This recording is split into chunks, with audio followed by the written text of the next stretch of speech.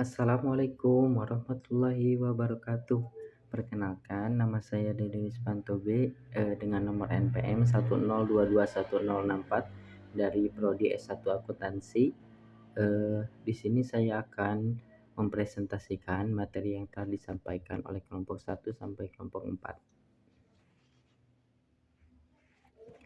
Ma'rifatul Quran, mengenal Al-Quran. Al-Quran adalah kitab yang diturunkan secara mutawatir. Adapun arti mutawatir adalah bentuk isma al-fa'il dari tawatur yawataru yang menurut bahasa berarti sebagian mendatangi jejak sebagian lainnya secara sendiri-sendiri tanpa terputus. Mutawatir adalah riwayat yang disampaikan oleh banyak orang yang dinilai tidak mungkin sama. Semua orang itu sepakat untuk berbohong. Riwayat mutawatir ini secara langsung diterima sebagai kebenaran. Nah, dalam Quran surat Al-Hijr ayat 9 dijelaskan bahwa sesungguhnya kamilah yang menurunkan Al-Quran dan sesungguhnya kami benar-benar memeliharanya. Di sini ada mutawatir lafzi, artinya redaksi lafaznya yang sama. Ada mutawatir ma'nawi, maknanya yang sama walau dengan redaksi yang berbeda. Yang ketiga ada mutawatir amali, amalannya yang sama. Keutamaan membaca Al-Quran sendiri termasuk ibadah yang paling utama di antara ibadah-ibadah yang lain. Sebagaimana yang diriwayatkan oleh An-Nu'man ibnu Bashir, Rasulullah SAW bersabda, sebaik-baiknya ibadah umatku adalah membaca Al-Quran. Hadis riwayat Al-Baihaqi. Sebagaimana dalam firman Allah Subhanahu wa taala Quran surat Al-A'raf ayat 7 dijelaskan bahwa akan kami kabarkan kepada mereka semua kabar yang benar yang sesuai dengan apa yang mereka lakukan, sebab kami telah menghitung semua apa yang mereka kerjakan. Kami tidak pernah jauh dari mereka dan selalu tahu apa yang mereka lakukan.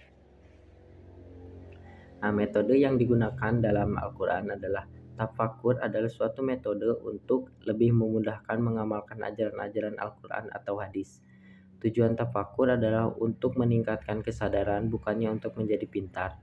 Nah, kalamullah adalah lafaz yang tersusun yang memberi faidah dengan menggunakan bahasa Arab, dan terdapat dua unsur kata dari lafaz kalam dan Allah. Proses turunnya Al-Quran terdiri atas 3 tahapan.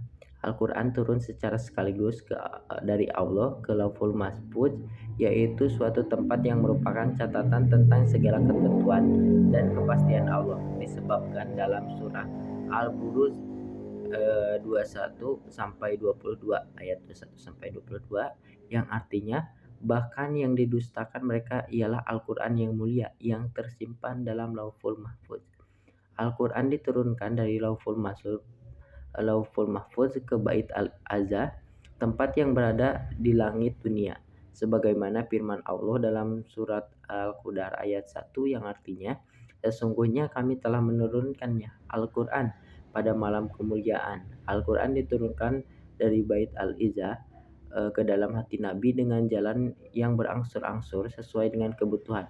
Hal ini disyaratkan dalam Quran surat Al-Syura ayat 193 sampai 195 yang artinya dia dibawa turun oleh Ar-Ruh Al-Amin Jibril ke dalam hatimu Muhammad agar kamu menjadi salah seorang di antara orang yang memberi peringatan dengan bahasa Arab yang jelas. Hikmah turunnya Al-Quran, yang pertama meneguhkan hati Nabi Muhammad SAW. Yang kedua sebagai mukjizat mengingat banyaknya tantangan yang dihadapi Nabi dari kaumnya, baik dari pernyataan yang memojokkan.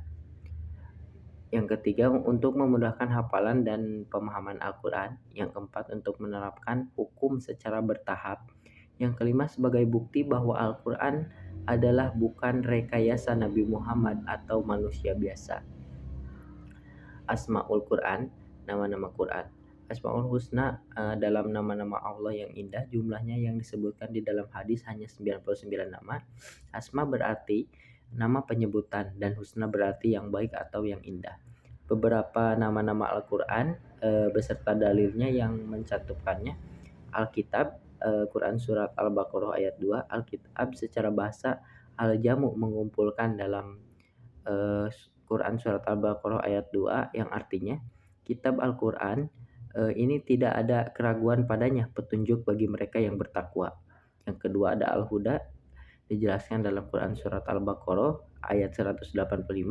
Al-Huda yang artinya petunjuk ini sesuai dengan fungsi dan peranan Al-Quran, yakni memberi petunjuk, tuntunan, panduan, serta arahan bagi seluruh umat muslim. Dalam Quran surah Al-Baqarah ayat 185 tersebut berarti atau artinya beberapa hari yang ditentukan ialah bulan Ramadan, bulan yang di dalamnya diturunkan permulaan Al-Quran sebagai petunjuk bagi manusia.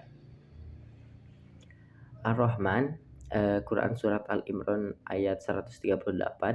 Ar-Rahman ini memiliki arti rahmat yang seperti terdapat dalam Al-Quran surat Al-Imran ayat 138, yang artinya inilah Al-Quran, suatu keterangan yang jelas untuk semua manusia dan menjadikan petunjuk serta perjalanan bagi orang-orang yang bertakwa. Quran surat Al-Imran ayat 138. An-Nur, An-Nur artinya adalah cahaya. Dijelaskan bahwa wahai ahli kitab, sungguh Rasul kami telah datang kepadamu menjelaskan kepadamu banyak hal dari isi kitab yang semua disembunyikan, dan banyak pula yang dibiarkannya. Sesungguhnya telah datang kepadamu.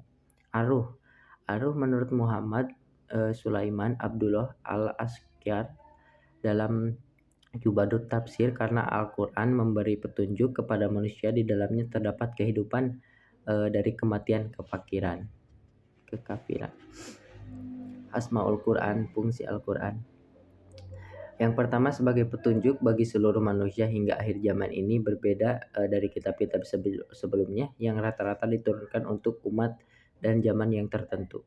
Jadi Al-Quran ini mencakup dari yang dulu sampai yang sekarang gitu.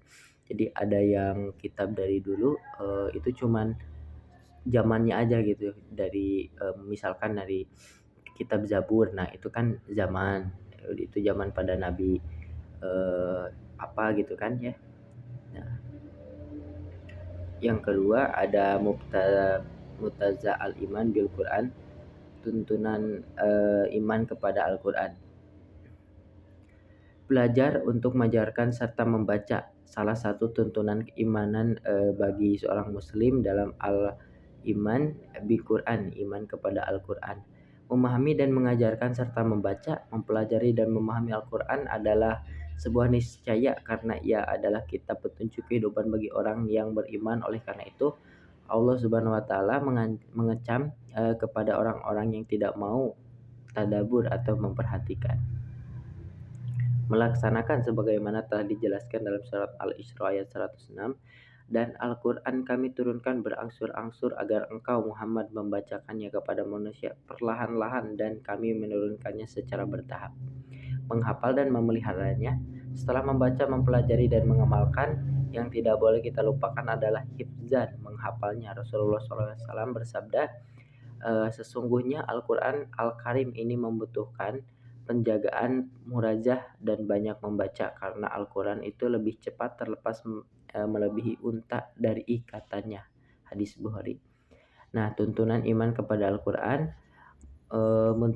muntarbiyah diri dengan Al-Quran. Al-Quran hadir sebagai petunjuk akan apa-apa mesti manusia lakukan untuk menjadi pemimpin yang baik. Untuk itulah manusia harus selalu mentarbiyah dirinya sendiri dengan pemahaman Al-Quran, menerima tunduk dengan hukum-hukumnya, hukum-hukum yang diturunkan oleh Allah dalam Al-Quran untuk kebaikan manusia itu sendiri, bukan untuk kepentingan Allah, karena Allah paling tahu akan posisi manusia sebagai makhluk yang lemah yang senantiasa selalu tergoda oleh hawa nafsu duniawi. Menyuruh orang kepadanya, manusia diciptakan bukan seorang diri, tapi bermasyarakat, dan kebaikan yang diinginkan oleh Allah adalah kebaikan untuk semua manusia. Tidak ada konsep individualisme dalam Islam. Menegakkannya di muka bumi, sebagaimana Allah menuntut manusia sebelum umat Islam untuk mendirikan agama, maka bagi umat Islam tuntunan ini juga berlaku. Tuntutan itu tidak pernah padam selama Al-Quran masih ada di muka bumi. Nah, kesimpulannya, Ma'rifatul Quran ini memberikan suatu pemahaman mengenai Alkitab Al-Quran yang dijelaskan fungsi dan manfaatnya Al-Quran sebagai petunjuk bagi umat manusia hingga kehidupan yang dijalani tidak hanya mengejar duniawi, tetapi Allah menurunkan Al-Quran sebagai tuntunan bagi manusia untuk dipelajari, ya, dipahami dan dilakukan dengan secara baik, mungkin agar kehidupan yang dijalani tertara arahnya dengan menjalani segala kewajiban dan menjauhi segala larangan serta mentaati segala perintahnya.